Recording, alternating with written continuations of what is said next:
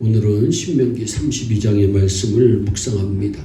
모세가 이스라엘 백성들에게 유언으로 하나님을 배교하지 말고 율법에 순종하라고 하면서 잊지 않게 하려는 마음으로 노래를 지어서 부르게 하는데, 하나님의 이름과 위대하심을 찬양해야 함에도 하나님의 은혜와 사랑에 보답하지 않는 패역함, 이스라엘 백성들의 패역함을 고발하고 있습니다. 우리도 살아가는 삶에서 하나님을 먼저 생각하고 일하고 행동하고 사랑해서 하나님께나 다른 사람들에게 감동을 주어 하나님께 복받는 축복의 주인공이 되어야 합니다. 특히 나만 복받는 것이 아니고 자손대대로 복받기 위해서는 세 가지 중요한 요소가 있습니다. 먼저 말씀 중심적인 삶이 이루어져야 됩니다. 어떤 사람은 성공하고도 불행하게 삽니다. 왜 성공하고도 불행하게 살까요? 참된 축복이 무엇인지를 잘 모르기 때문입니다.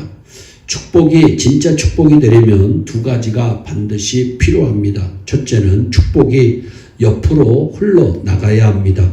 즉 축복을 잘 나눠서 내 축복이 남에게도 축복이 되어야 합니다. 둘째로 축복이 후대로 계승되어야 합니다. 즉 축복이 자녀나 제자 등의 후대로 잘 계승되어야 진짜 축복인 것입니다. 후대의 축복을 예비하려면 무엇보다 중요한 것이 말씀 중심적인 삶입니다. 본문은 가나안 땅 입성을 앞둔 이스라엘 백성에게 들려준 모세의 노래입니다. 이 노래에서 모세는 먼저 하늘과 땅을 향해 자신의 말에 귀를 기울이라고 1절에 말씀합니다. 그만큼 자신의 노래가 중요하다고 하는 뜻입니다. 그러면서 자신의 교훈이 풍성한 생명을 주는 이슬과 담비와 같다고 2절에 말씀합니다. 말씀은 메마른 영혼을 소생시키고 생명력을 주는 원천이 됩니다. 그러므로 자녀에게 끊임없이 말씀 중심적인 삶을 도전해야 합니다. 특히 하나님의 어떤 분임을 알아야 합니다. 하나님은 어떤 분이신가? 반석이시고 그 하신 일이 완전하고 그 모든 길이 정의롭고 진실하고 거짓이 없으신 분임을 4절에 말씀합니다. 그처럼 자녀들에게 끊임없이 하나님의 선하심과 자비하심을 전해 그들이 말씀을 붙잡고 앞날을 멋지게 개척해 나가도록 힘과 격려를 줘야 됩니다. 둘째는 의리를 지키는 삶이 복받는 삶입니다. 하나님은 늘 진실했지만 그의 백성들은 악하고 삐뚤어지게 행동했음을 5절에 말씀합니다.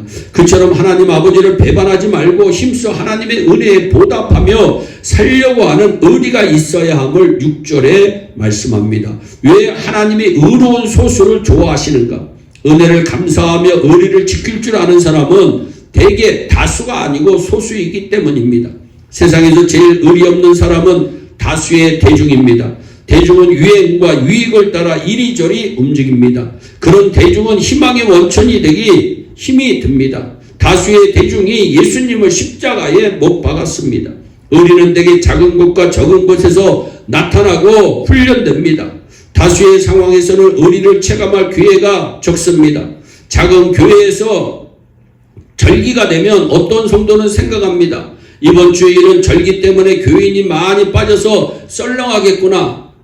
그래서 더 최선을 다해 주일 성수를 하려고 합니다. 어떤 성도는 비바람이 치면 생각합니다. 오늘은 날씨가 나빠서 예배 참석률이 저조하고 분위기가 저하되겠구나. 나라도 만사 제쳐놓고 나가야지. 이런 마음, 예배에 더 빨리 참석해야 되겠다고 하는 마음이 듭니다. 의리 있는 성도들이 리더에게 얼마나 힘이 되는지 모릅니다. 의로운 성도는 의리 있는 성도도 되어야 합니다. 그런 의리를 언제 체감할 수 있습니까? 소수일 때입니다. 하나님은 의로운 소수를 기뻐하십니다. 의로운 소수의 길을 추구하도록 도전하고 격려하면 그렇게 배운 자녀와 후대에게는 복된 길이 열릴 가능성이 있는 것입니다. 마지막으로 은혜를 기억하는 삶이 복된 삶입니다. 이스라엘의 역사는 거듭되는 배반에도 불구하고 하나님의 끊임없는 은혜와 사랑이 있었던 역사입니다. 그래서 옛날을 기억하고 역사를 살펴봐도 그런 은혜를 깨달을 것이고 부모나 선대들에게 물어도 그 은혜를 말해줄 것이라고 노래하면서 모세는 내 아버지에게 물으라, 내 어른들에게 물으라고 7절에 말씀합니다. 부모는 자녀들에게 하나님의 사랑과 은혜를 말해주고 기억하게 할 책임이 있습니다. 하나님의 사랑과 은혜를 기억하고 늘 하나님의 편이 되라고 말해줘야 됩니다. 하나님께서 약속하신 땅은 반드시 얻게 하지만 그 땅은 완벽하게 포장되어 주어진 선물이 아닙니다. 그래서 가나안을 앞두고 하나님은 이스라엘 백성들에게 마음을 강하게 하고 담대히 하라고 말씀합니다. 약속된 땅을 얻으려면 땀과 용기가 필요합니다. 가나안 땅은 땀 없이 얻는 땅이 아닙니다. 요행에 의한 성공을 바라지 마세요.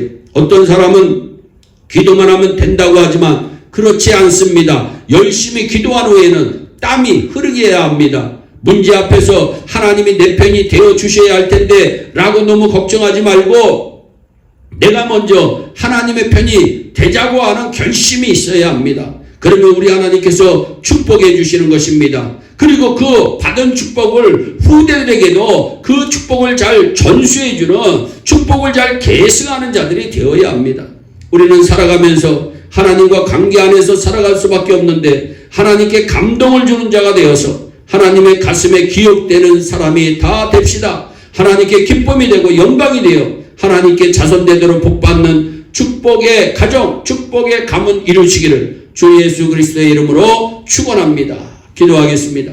사랑의 하나님 참 감사합니다. 하나님 축복을 받아 누리기 위해서는 말씀 중심적인 삶이 되어야 하겠습니다. 의리를 지키는 삶이 되어야 되겠습니다. 은혜를 기억하는 삶이 되어야 되겠습니다. 우리 온 성도들은 이러한 삶으로 축복의 가문을 다 이루게 하여 주시옵소서. 감사하고 예수님의 이름으로 기도하옵나이다. 아멘.